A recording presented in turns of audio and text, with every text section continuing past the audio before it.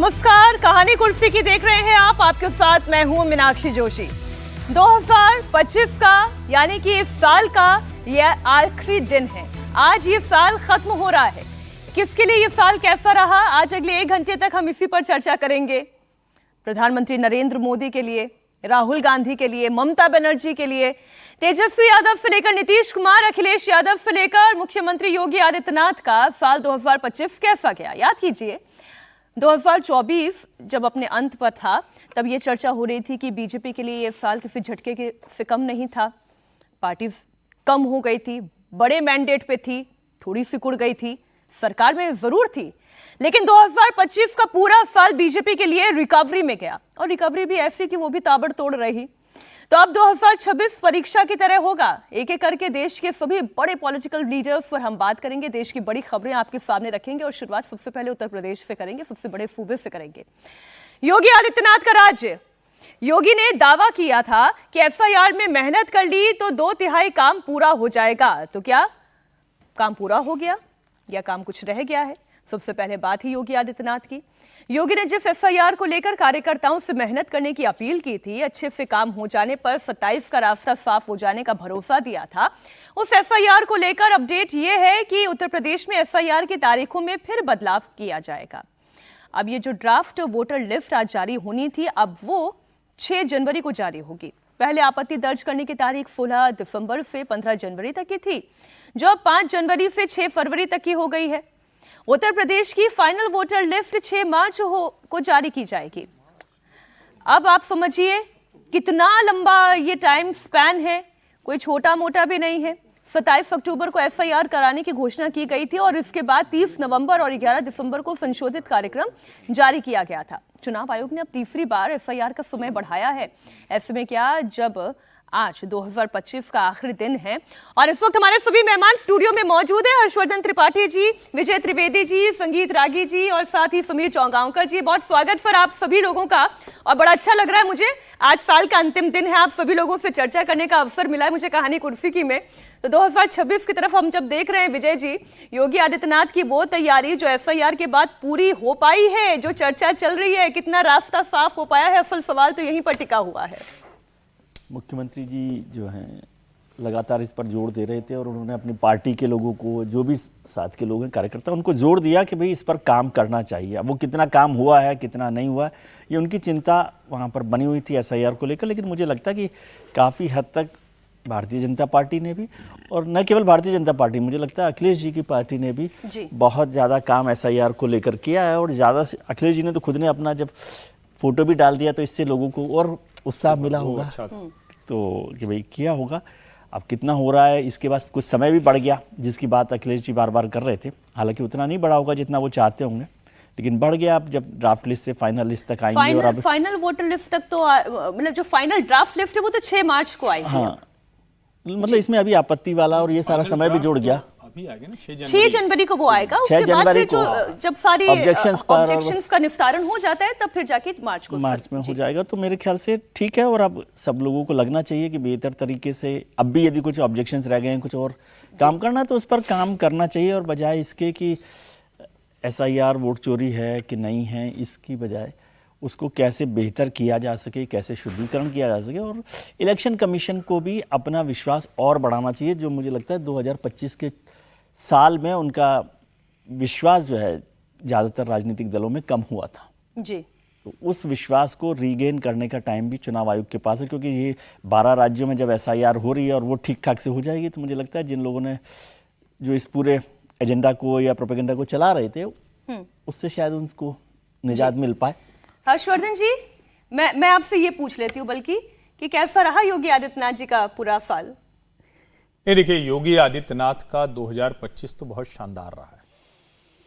जो 2024 था, वो जब हम कहते हैं कि भाजपा पर सवाल उठे थे, तो सबसे ज्यादा सवाल योगी आदित्यनाथ पर उठे थे, क्योंकि 80 में से सिर्फ 33 सीटें बीजेपी जीत पाई थी लोकसभा में, 37 समाजवादी पार्टी, 6 कांग्रेस जीत गई थी। और ये सचमुच योगी आदित्यनाथ के लिए बड़ी चिंता की बात थी।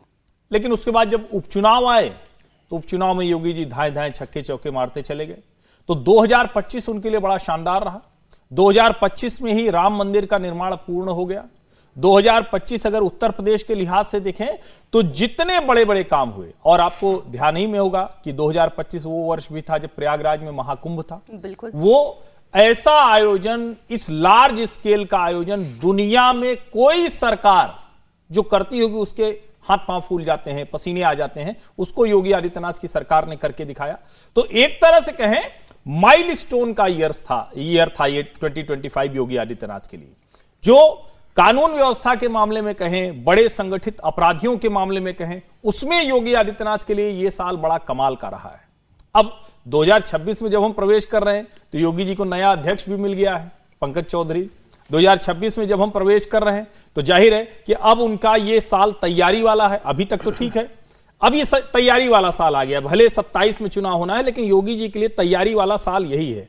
तो 25 की जो चीजें थी 26 में कैसे वो करेंगे, तो ये भी बहुत महत्वपूर्ण होगा। और उसमें SIR चिंता भी है, अवसर भी है, और जिसको कहें कि अपने आप को बहुत सीमेंटेड करके वो जिन सारी चीजों की हम बात कर रहे हैं उसको योगी आदित्यनाथ क्या सीमेंटिंग कर पाएंगे, क्या, ये देखना होगा। तैयारी में अभी मंत्रिमंडल में और कुछ नए सहयोगी जोड़ रहे हैं योगी जी। बिल्कुल सर, ये खबर भी मैं लूंगी, क्योंकि अभी जो हर्षवर्धन जी ने कहा कि वो तैयारियों वाला साल रहने जा रहा है 2026, तो पॉलिटिकल मैनिफेस्टेशंस भी होंगी और बहुत सारी अकोमोडेशंस भी होंगी।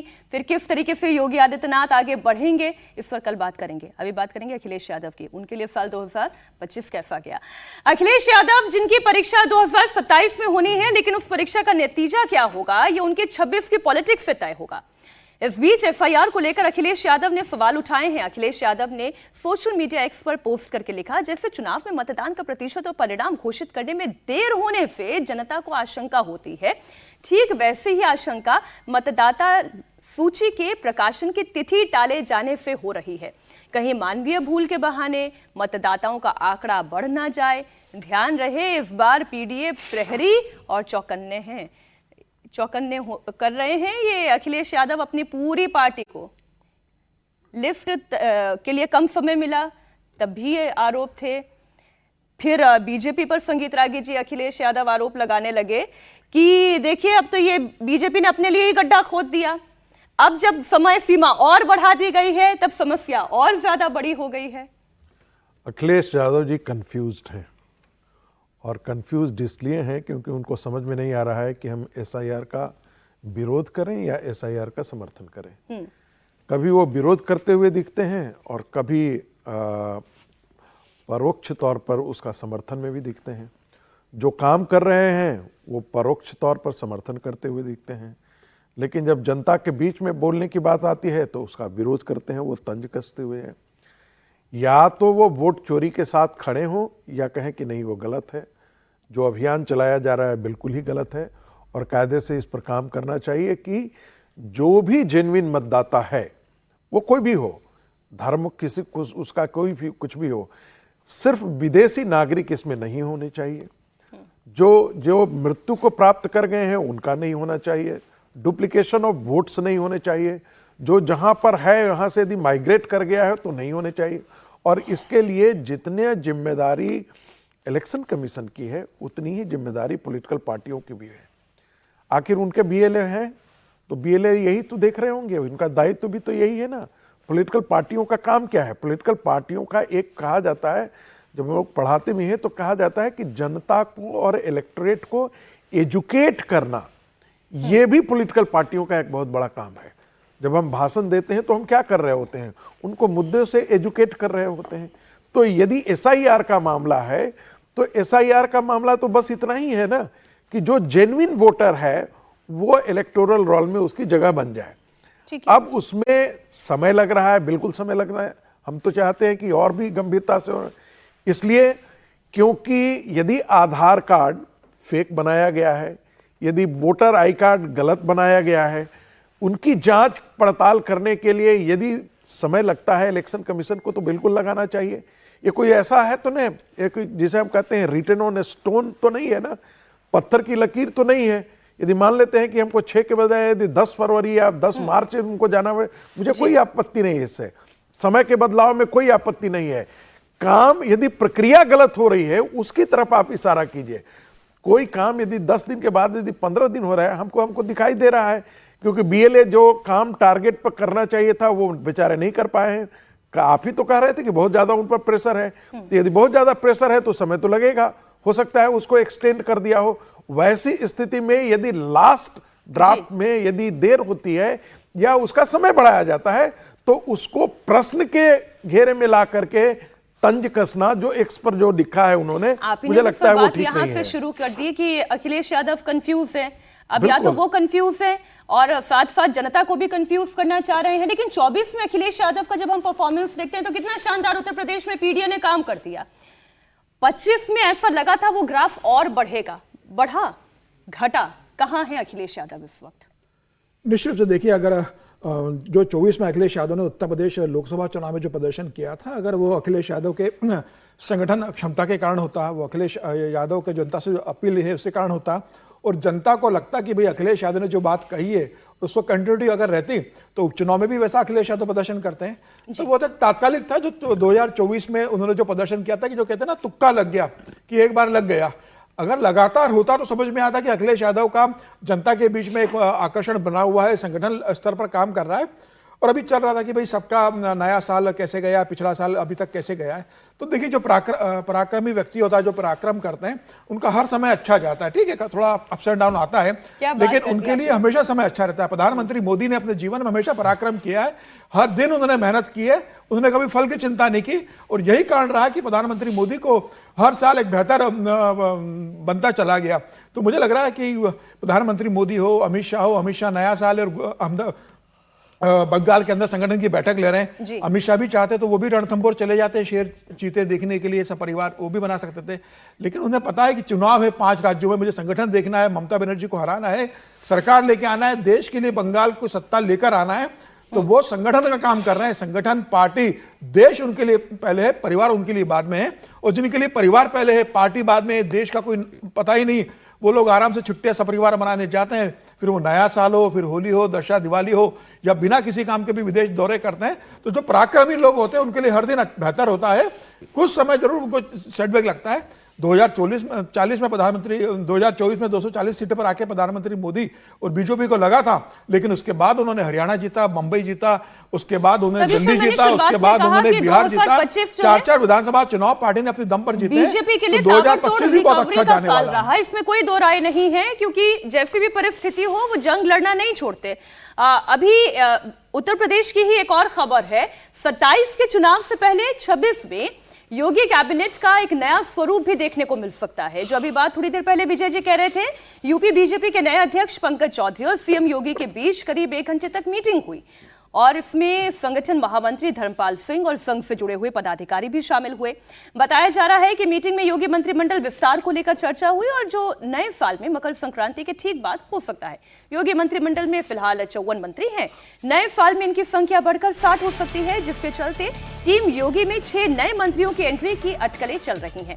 बीजेपी के पूर्व अध्यक्ष भूपेंद्र चौधरी का नाम संभावित मंत्रियों की लिस्ट में शामिल किया गया है, ऐसा बताया जा रहा है सूत्रों के हवाले से। भूपेंद्र चौधरी 2022 में पार्टी संगठन का कार्यकाल संभालने से पहले पंचायती राज मंत्री के रूप में काम कर रहे थे। ऐसे में उन्हें दोबारा कैबिनेट में शामिल किया जा सकता है। मंत्रिमंडल का मेन फोकस क्षेत्रीय संतुलन पर होगा। हर्षवर्धन जी, से जुड़ी हुई खबरें तो आपके पास भी आई होंगी। कितने नाम ऐड होंगे, वो नाम कौन कौन से हो सकते हैं? संगठन से जुड़े होंगे, संघ से जुड़े होंगे? देखिए, एक तो ये कि जो 45 साल का राष्ट्रीय अध्यक्ष मिला है, तो यूपी में 45 साल का नहीं मिला है, वो 65 साल का अध्यक्ष मिला है। लेकिन जो उनकी टीम बनने जा रही है वो 45 से 55 वाली होने जा रही है जी। जो महामंत्री होंगे, जो मंत्री होंगे, किसी भी की भी उम्र वो 55 से ऊपर नहीं होगी। तो 55 से ऊपर जो लोग होंगे वो संभवतः हटेंगे। हो सकता है संगठन से उन्हीं में से कुछ लोग सरकार में जाएं। भूपेंद्र चौधरी का मंत्री बनना तय है। आप उसको पूर्व अध्यक्ष के नाते देखें या फिर इस नाते से भी देख सकते हैं कि पश्चिमी उत्तर प्रदेश से आते हैं, जाट चेहरा है, वो भी निश्चित तौर पर उसमें शामिल होगा। दूसरा, कई जगहों से जो प्रतिनिधित्व है, जो जिसको हम कहते हैं ना कि पूर्वी पश्चिमी बुंदेलखंड, अवध जिसको कहते हैं, उसका भी संतुलन ठीक करने की कोशिश की जाएगी। और भारतीय जनता पार्टी इस एक काम के लिए मानी जाती है कि जैसे ताश की गड्डी होती है ना, तो बीच बीच में फेंट दिया जाता है, क्योंकि जिसको कहते हैं कि एक्का हो, बेगम हो या जो कुछ भी हो, तो हर एक में होता है ना, हुकुम में भी होता है, पान में भी होता है, तो उसको आप जाति मान लीजिए। तो ऐसे ही भारतीय जनता पार्टी फेंटने वाली है। कई जगहों पर आपको लगेगा कि तो मंत्रिमंडल में बहुत कुछ अलग नहीं दिखा, वही ब्राह्मण की जगह ब्राह्मण चेहरा, कुर्मी की जगह कुर्मी चेहरा, राजपूत की जगह राजपूत चेहरा, लेकिन कई ऐसे बड़े बदलाव इस वाले उसमें होंगे। लेकिन अब ये सब जुड़ा हुआ है। जुड़ा क्यों है? क्योंकि भाई अभी तो ये सब हम चर्चा कर रहे हैं, 14 के पहले तो भाजपा कुछ करेगी नहीं, 14 जनवरी के पहले।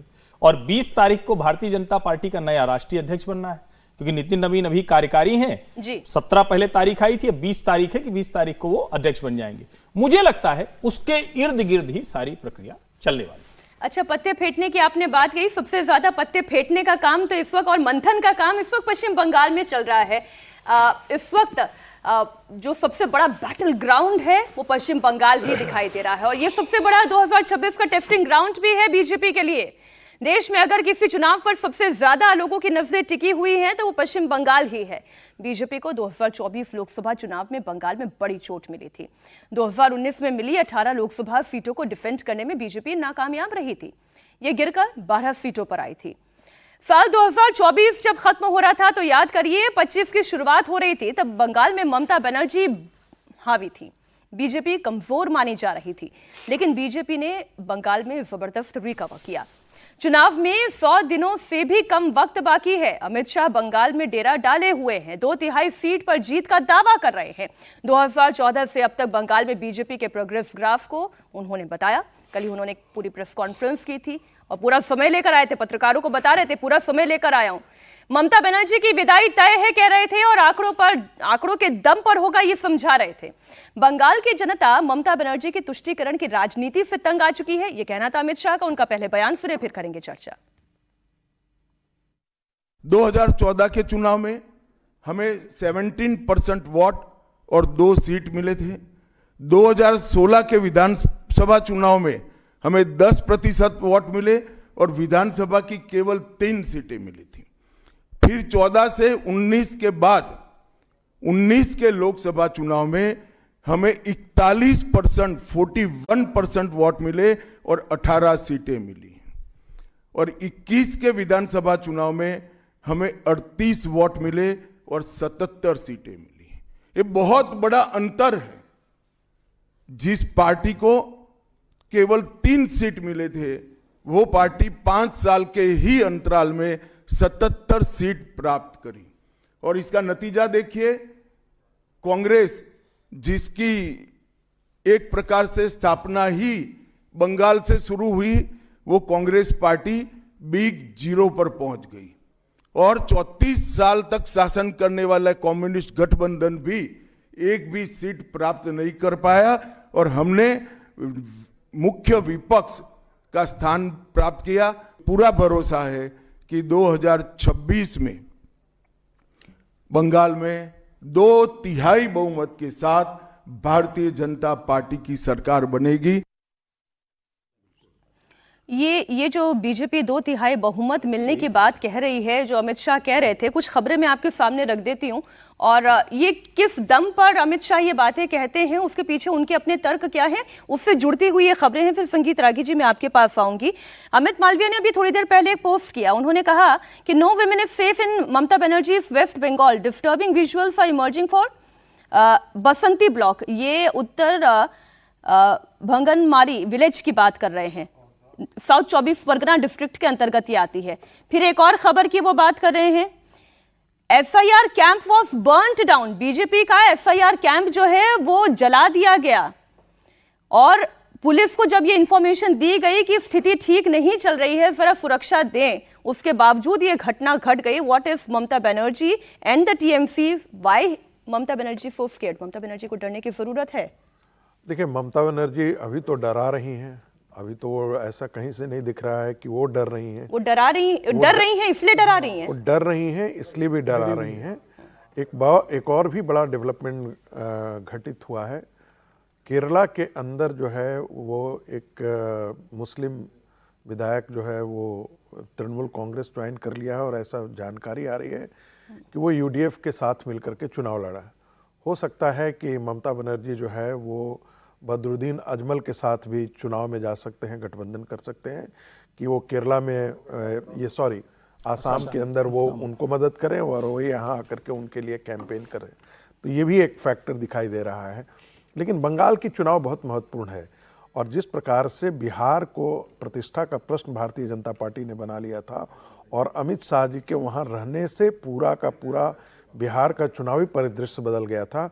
मुझे लगता है कि यदि बंगाल जीतना है तो अमित शाह जी को बाकी अन्य जो प्रभारी होते हैं उनके भरोसे नहीं छोड़ना पड़ेगा, उनको कैंप करना ही पड़ेगा। जिस प्रकार से 2014 के चुनाव में उत्तर प्रदेश में उनकी कैंपिंग हुई थी, उसी प्रकार से बंगाल में चुनाव में उनका कैंप करना ही पड़ेगा।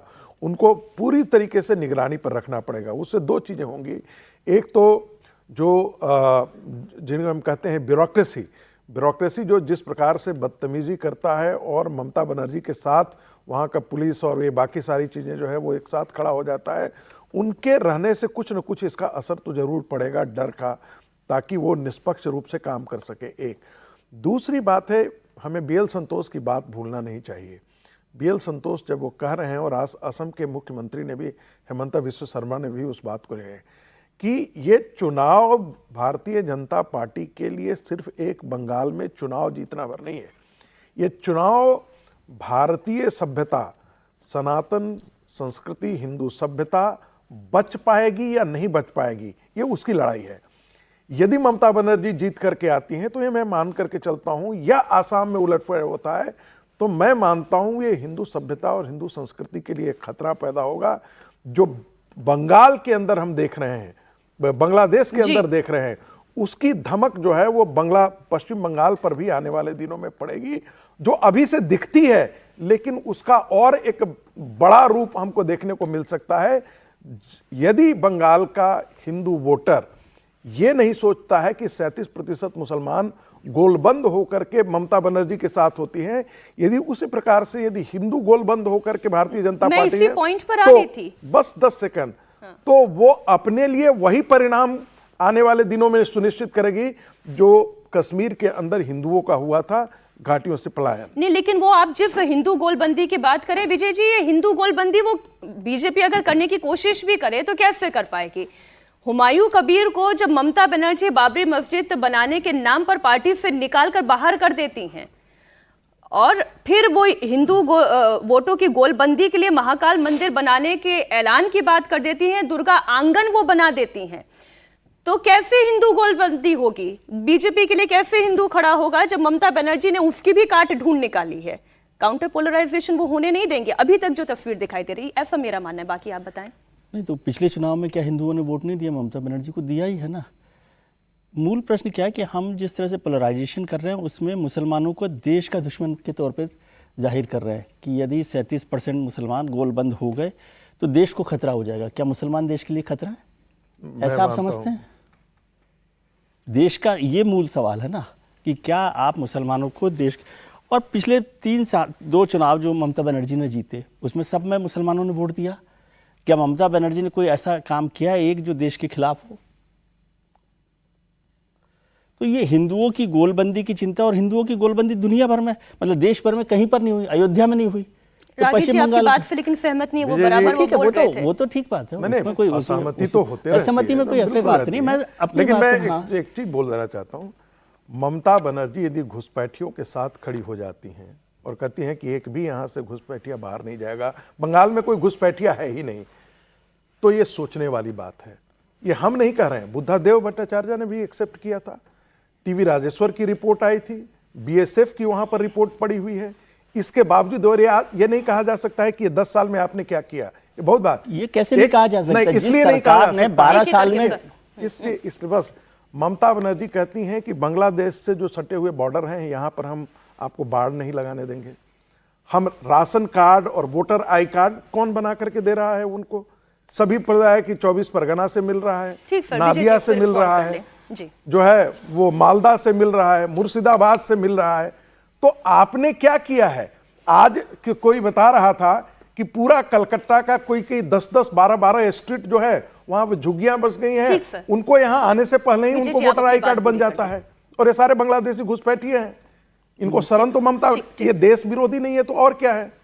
ठीक सर, दो विजय जी। बातों को अलग अलग करना चाहिए, घुसपैठियों को और मुसलमानों को। या तो आप कह रहे हैं कि 37% घुसपैठियां, मैं या ये 37% नहीं मुसलमान कह रहा हूं। उन आप जब ये कहते हैं कि मुसलमानों की बांग्लादेशी गोलबंदी देश के लिए घुसपैठियों खत्म को, है।